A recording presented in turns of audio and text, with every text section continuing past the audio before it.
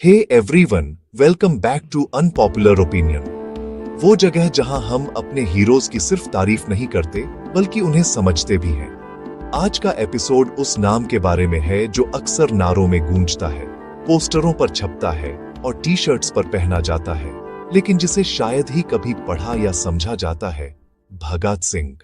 हम उन्हें उस आदमी के रूप में याद करते हैं जिसने असेंबली में बम फेंका था, लेकिन हम भूल जाते हैं कि बंदूक उठाने से पहले उन्होंने कलम उठाई थी और उनके शब्द कहीं ज्यादा एक्सप्लोसिव थे।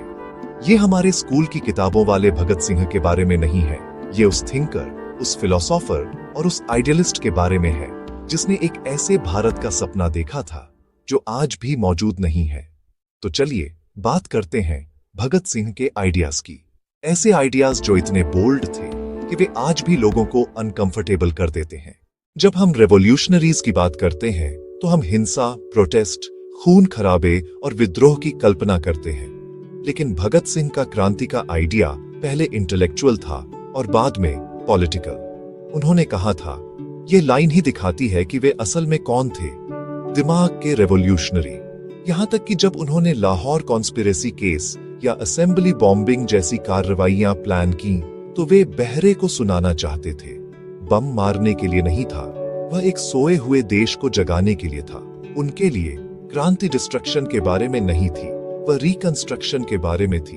उनका मानना था कि लोग तभी सच में आजाद हो सकते हैं जब वे सोचना शुरू करें। अपनी एक राइटिंग में उन्होंने कहा था, क्रांति में जरूरी नहीं कि खूनी संघर्ष हो, यह बम और पिस्तौल का पंथ नहीं है, यह वह भावना है जो सत्य और न्याय के लिए खड़े होने के लिए साहसी और निडर बनाती है।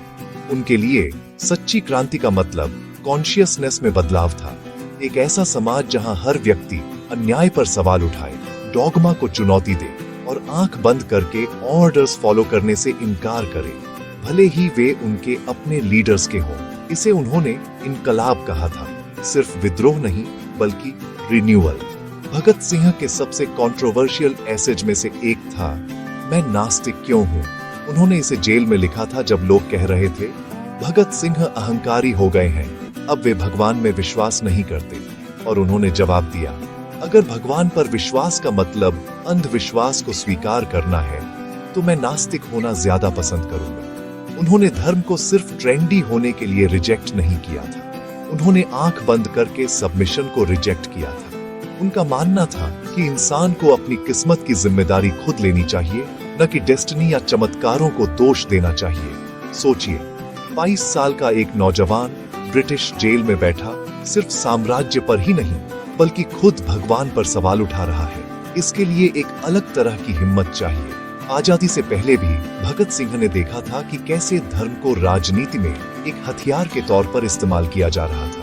उन्होंने चेतावनी दी थी कि अगर भारत धर्म को सरकार से अलग नहीं करता है तो आजादी सिर्फ रूलर्स को बदलेगी, सिस्टम को नहीं। उन्होंने लिखा था, हम किसी धर्म के खिलाफ नहीं हैं, हम धर्म के उस दुरुपयोग के खिलाफ हैं जो लोगों को बांटता है और तर्कसंगत सोच को खत्म करता है। उनका मानना था कि सच्ची देशभक्ति का मतलब है लोगों को जाति, धर्म और मजहब से ऊपर उठकर एकजुट करना। इसीलिए उन्होंने मार्क्स, लेनिन, बाकुनिन को पढ़ा।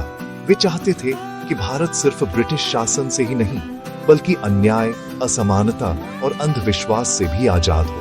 भगत सिंह ने अपना ज्यादातर जेल का समय पढ़ने में बिताया। उन्होंने फ्रांस, रूस और आयरलैंड में हुई रेवोल्यूशनियों के बारे में पढ़ा।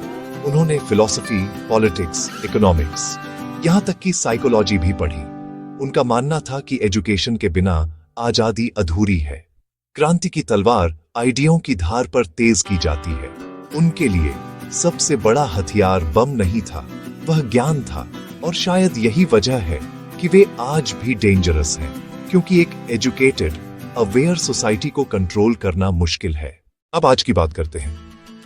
हम एक आजाद देश में रहते हैं, हमारे पास झंडे हैं, परेड हैं और हैशटैग्स हैं।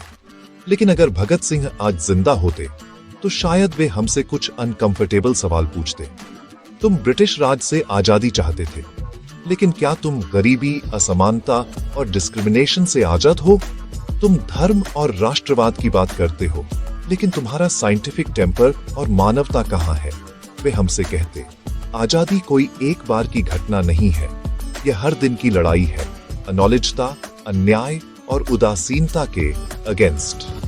भगत सिंह का मानना था कि युवाओं को बेचैन रहना चाहिए, गुस्से से नहीं बल्कि क्वेश्चंसों से। हम नेताओं का आंख बंद करके क्यों पालन करते हैं? हम जो नहीं समझते उसे क्यों दोहराते हैं? हम अलग सोचने से क्यों डरते हैं? यह सवाल पूछने की हिम्मत भगत सिंह का सबसे बड़ा विचार था।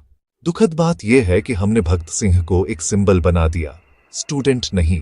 हमें उनका चेहरा याद है, उनके शब्द नहीं। हम उनका नाम जपते हैं, उनका मैसेज नहीं। वे मुझे मार सकते हैं लेकिन मेरे आइडियाओं को नहीं कैन किल। वे मेरे शरीर को कुचल सकते हैं लेकिन मेरी आत्मा को नहीं। वह जज्बा आज भी जिंदा है। हर बार जब कोई सच के लिए आवाज उठाता है, अथॉरिटी पर सवाल करता है या आजादी से सोचता है, वह भगत सिंह हम में जी रहे हैं। तो शायद अगली बार जब हम इनकलाब अलाइव बाद चिल्लाएं तो याद रखें, इसका मतलब सिर्फ क्रांति अमर रहे नहीं है। इसका मतलब है बदलाव की भावना कभी न मरे। तो मुझे बताओ, क्या तुम्हें लगता है कि भगत सिंह के विचार आज के भारत में भी फिट बैठते हैं, या वे हमारे समय के लिए बहुत अनपॉपुलर हैं? कमेंट्स में जरूर बताओ। और अगर इसने तुम्हें सोचने पर मजबूर किया तो लाइक, शेयर और सब्सक्राइब करो अनपॉपुलर ओपिनियन को, जहां हम महिमा मंडन नहीं करते, हम सवाल करते हैं, क्योंकि सवाल करना देशभक्ति का सबसे ट्रू फॉर्म है।